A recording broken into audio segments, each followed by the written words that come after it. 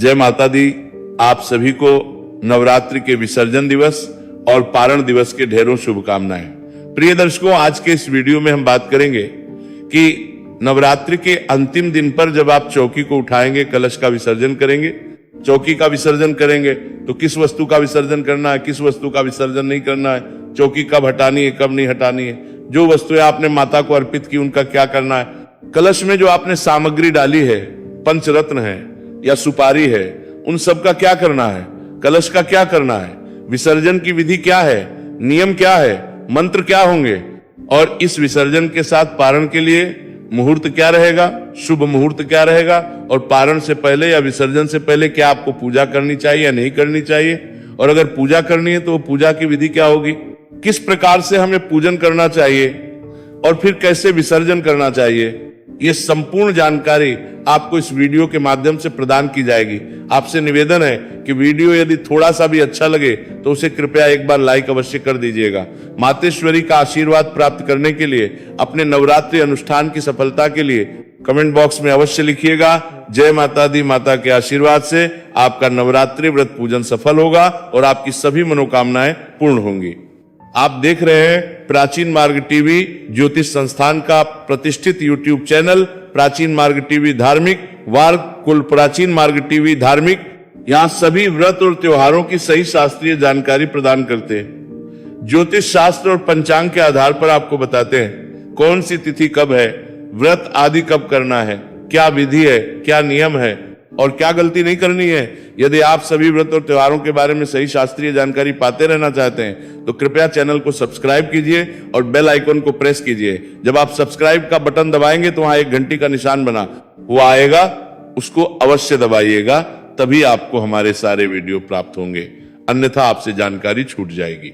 प्रिय दर्शकों, आइए अब आरंभ करते हैं, बात करते हैं कि विसर्जन कब करना है, कैसे करना है, क्या विधि है, क्या पूजा विधि है और किस वस्तु का क्या करना होगा।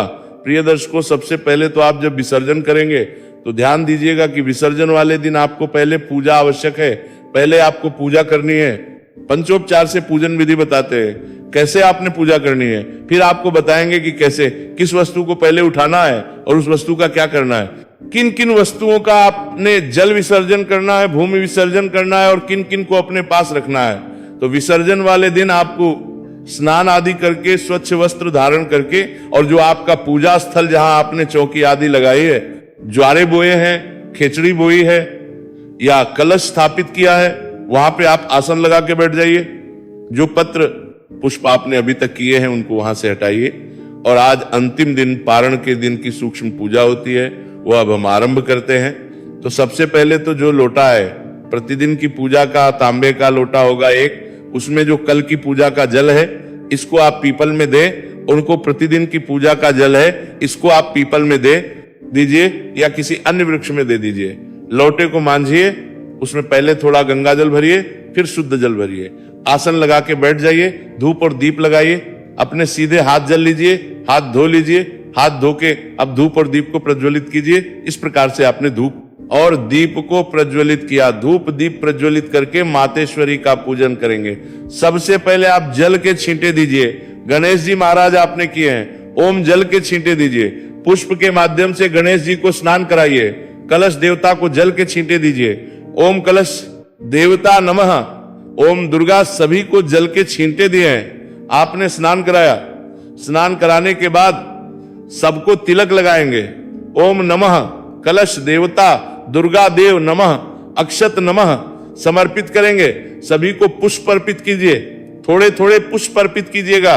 गणेश जी महाराज को पुष्प अर्पित कीजिए, दुर्गा पुष्पम समर्पण माला अर्पणम गुरु, और माला है तो माला पहनाइएगा, पुष्प समर्पित कीजिए। सबको धूप दिखाइए और दीप दिखाइए, धूप धूप के बाद दीप दिखाइए, धूप दीप दिखाने के बाद के रूप में फल, मिठाई, बताशा, मिश्री, जो भी आपके पास नैवेद्य के रूप में है वो अर्पित कीजिए।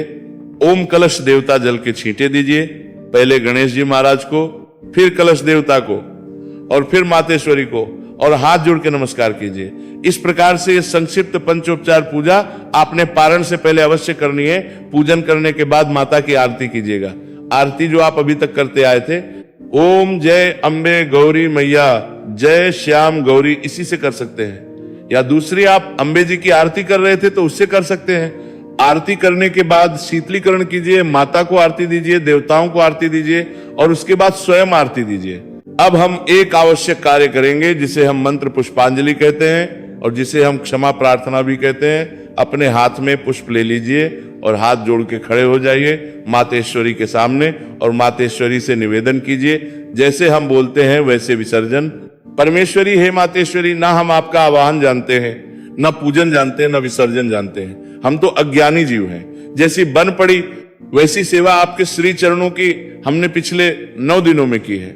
मातेश्वरी जैसी हमारी छोटी सी बुद्धि है, उसकी जो समझ है उसके अनुसार हमने उत्तम करने का प्रयास किया है। हम आपके दर के भिखारी हैं, आपके बालक नादान हैं मातेश्वरी, और आप दया सिंधु हैं तो हम पर दया करें, हमारी जाने सभी गलतियों को क्षमा करें। यदि आपसे कोई त्रुटि हुई है व्रत में या पूजन में तो आप उसका विशेष रूप से माता के सामने वर्णन कर सकते हैं कि आपसे अनजाने में ये गलती हो गई, इसके लिए मां क्षमा करें। कि मातेश्वरी हमारी सभी जाने अनजाने में की गलतियों को क्षमा कीजिए और दया का आशीर्वाद प्रदान कीजिए।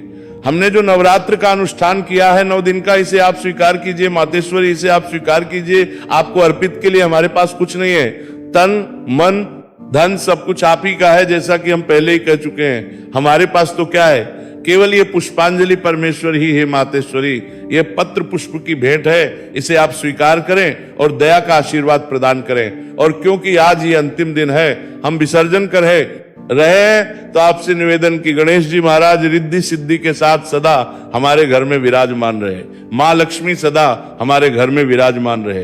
गणेश जी महाराज रिद्धि सिद्धि के साथ सदा हमें सद्बुद्धि देते रहे, धर्म देते रहे, जिससे कि हमारे यहाँ सभी सत्कर्म होते रहे। और माँ लक्ष्मी सदा हमारे घर में धन के भंडार भरी रखे। बाकी सभी देवता जो कलश में विराजमान थे, बाकी सभी देवता अपने अपने स्थान को प्रस्थान करें। हे मातेश्वरी, आप भी अपने स्थान को प्रस्थान। और फिर पुनः जब भी हम आपको स्मरण करें, जब भी आपको याद करें तो आप अवश्य यहाँ आके हमारी पूजा को स्वीकार करें। परमेश्वर ब्रह्मादेव देव यान्तु देवगण, पूजा बोलिए जगदम्बा मात की जय। कि ब्रह्मदेव ब्रह्मलोक को प्रस्थान करें, वायुदेव अपने लोक को प्रस्थान करें, इंद्रदेव अपने लोक को प्रस्थान करें, भगवान विष्णु वैकुंठ को प्रस्थान करें और बाकी सभी देवता अपने अपने गंतव्य स्थान को प्रस्थान करें। और पुनः जब भी हम आपको स्मरण करें, याद करें तो आप सभी आएं और हमारी पूजा को स्वीकार करें। इस प्रकार से भगवती के चरणों में कलश देवता पे और गणेश जी महाराज पे इस प्रकार से अर्पित कर दीजिए। अब आप खड़े खड़े परिक्रमा कर लीजिए, यानी कान चपा पानी प्रदक्षिणाम पदे पदे, यानी कान चपा पानी प्रदक्षिणाम पदे पदे परिक्रमा कीजिए। और जो पुरुषजन है वो दंडवत प्रणाम कीजिए। माताएं बहनें हाथ जोड़ के शीश नवा के प्रणाम कीजिए। यहाँ जो भी प्रार्थना आप करना चाहे मातेश्वरी से वो कर सकते हैं। जिस भी किसी निमित्त आपने ये अनुष्ठान किया था उस मनोकामना के लिए माता से यहाँ प्रार्थना कर सकते हैं। इस प्रकार से यह पूजन पूर्ण होता है। पूजन पूर्ण होने के बाद कलश को वहां से थोड़ा सा घुमा दीजिए, चौकी को थोड़ा सा खिसका दीजिए। कलश में से जो वस्तुएं हैं उनको निकालने से पहले पूर्ण पात्र को उठाइए। जो नारियल है ना, ये इस नारियल को आप अगर बांध के रख सके लाल कपड़े में तो अपने घर में रखिए, या मुख्य दरवाजे पर भी इसको टांग सकते हैं। इसके 2 लाभ हैं। घर में रखेंगे पॉजिटिव ऊर्जा, अगर दरवाजे पे लगा के रखेंगे तो किसी भी प्रकार के नकारात्मक ऊर्जा आपके घर में प्रवेश नहीं करेगी। सदा ये सकारात्मक ऊर्जा का प्रवाह रखिएगा। और जब अगला नवरात्रि आएगी तो आप इसका विसर्जन कर देना, अगले वाले को लगा दीजिएगा। या घर में किसी प्रकार का सूतक आदि हो जाए, पातक आदि कुछ ऐसा कभी हो परिवार में, तो आप इसको अवश्य ही उसके बाद जल विसर्जित कर दीजिएगा। जो कलश में जल है उसमें 5 पल्लव आपने लगाए होंगे, उन 5 पल्लव से जो पत्ते लगे हैं उन्हीं से पहले अपने ऊपर छींटे दीजिए उस जल के, और फिर पूरे घर उस जल के छींटे दीजिए। पारिवारिक जनों को उस जल के छींटे दीजिए। 5 पल्लव के माध्यम से, उन पत्तों के माध्यम से ही, चाहे वो अशोक के हो चाहे आम के हो, उन पत्तों से आप उस जल के छींटे देंगे। ये जो जल है ये बड़ा पॉजिटिव है, बहुत ही शुभ ऊर्जा है, इसके अंदर मंगलमय ऊर्जा है, शक्तिशाली ऊर्जा है, उसका प्रवाह आपके अंदर होगा। नकारात्मक ऊर्जा जो है वो दूर जाएगी। जो भी नकारात्मक ऊर्जा घर में होगी वह सारी इस जल के प्रभाव से बाहर चली जाएगी। घर में सौहार्द का, खुशियों का माहौल होगा। जल को छिड़किएगा, बाकी जो जल बचे उसे आप पीपल में अर्पित कर सकते हैं। कलश में जो वस्तुएं आपने डाली थी उसमें जो पंचरत्न है उनको आप निकाल के रखिए, और जो सुपारी है उसको निकालिए। चांदी का सिक्का हमने डालने को कहा था, अगर आपने डाला है तो उसको निकालिए, एक लाल रंग के वस्त्र में बांधिए और लॉकर में रख सकते हैं, तिजोरी में रख सकते हैं। यह आपको सदा बरकत देगा, आपके घर में धन के भंडार रखेगा और खुशियों से भरा पूरा परिवार रखिएगा। बाकी जो है वो सब विसर्जन में जाएगी।